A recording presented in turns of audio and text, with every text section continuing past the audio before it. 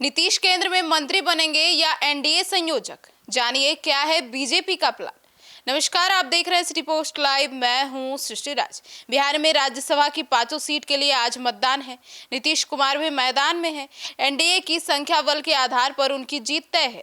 Nitish Bihar CM की कुर्सी छोड़कर दिल्ली जा रहे हैं। ऐसे में सवाल है कि वह राजधानी में क्या करेंगे। पार्टी के जानकार सूत्रों के अनुसार नीतीश कुमार को केंद्रीय कैबिनेट में मंत्री पद मिल सकता है।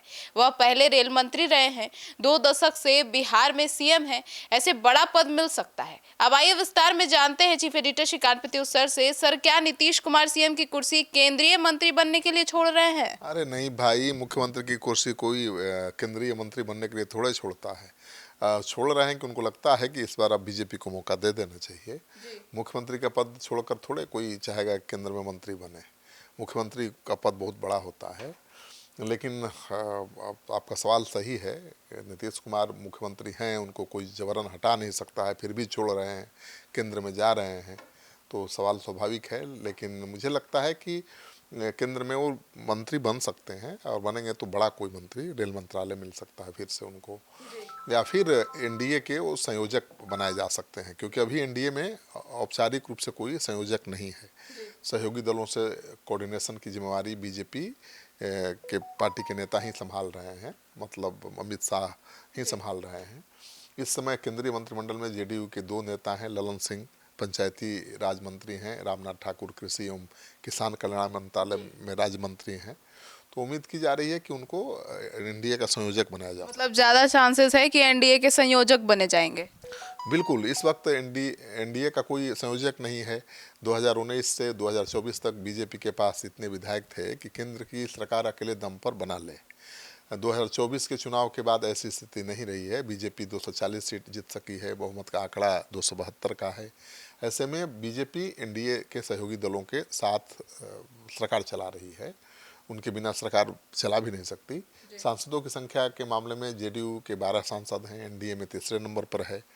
दूसरे नंबर पर टीडीपी है, जिसके 16 सांसद हैं। ऐसे में एनडीए के सहयोगी दलों को साथ रखने के लिए संयोजक की जरूरत है। जेडीयू के दिवंगत नेता शरद यादव ने लंबे समय तक एनडीए का संयोजक की जिम्मेवारी संभाली थी।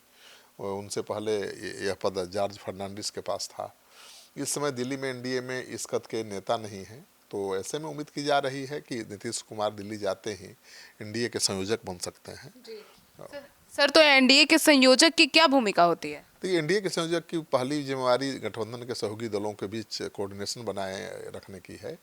वह सभी पार्टियों के नेताओं से बातचीत करते हैं, उनके साथ तालमेल बनाकर रखते हैं। किसी मुद्दे पर गठबंधन के सहयोगी दलों की राय एक नहीं है, तो आम सहमति बनाने की कोशिश संयोजक करते हैं।